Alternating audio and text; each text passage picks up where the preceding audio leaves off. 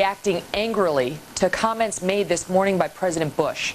The president spoke to Israel's legislature this morning, he's over in the Middle East, and criticized, without mentioning anyone by name, suggestions for using diplomacy to deal with rogue nations. Take a listen to President Bush.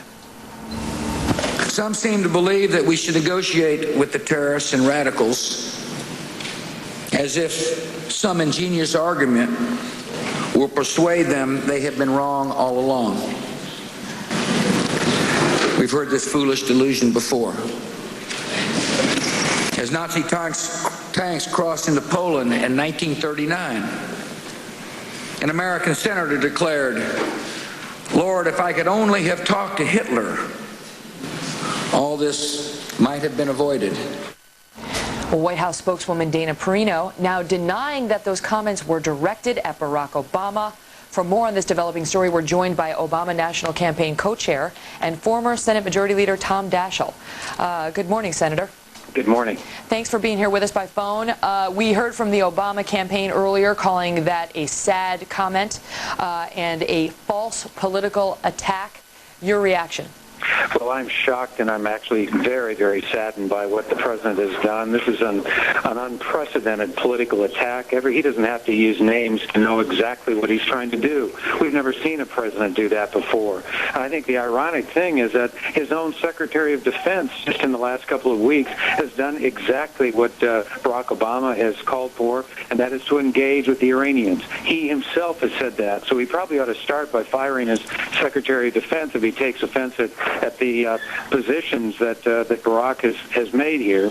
I think the most important thing, however, is to underscore the extraordinary failure of this administration when it comes to Iraq. They're a lot more influential than they were 8 years ago. Their nuclear proliferation program, their nuclear program has expanded, and so the very failures that he's been unable to address are the ones now he's trying to blame others for. So this is something that we're ready for.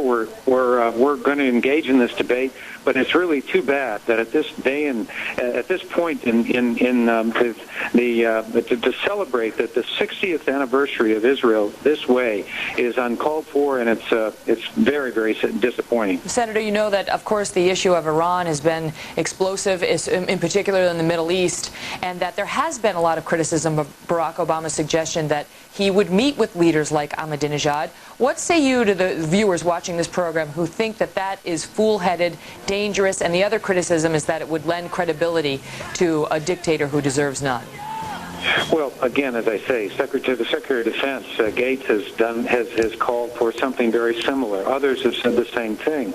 We know this. We know that what we've done for these last 8 years has not worked. It's only gotten worse. Things could not get much worse than they are, and they're continuing to deteriorate as a result of the tough talk and no action that we've gotten from this administration. So it's time to engage. It's time to do something differently, and I think the quieter heads, wiser heads have called for just that. This isn't something just Barack Obama has advocated. It's something that across the board, European leaders, Asian leaders, and leaders in our own country have called for too. It's interesting. It's something that even Hillary Clinton suggested showed a naivete on the part of Barack Obama back in earlier debates, but it is an issue that the parties are sharply divided on. We appreciate your insights on it this morning. Former Senator Tom Daschel with the Obama campaign. Thanks for being here. My pleasure. All right.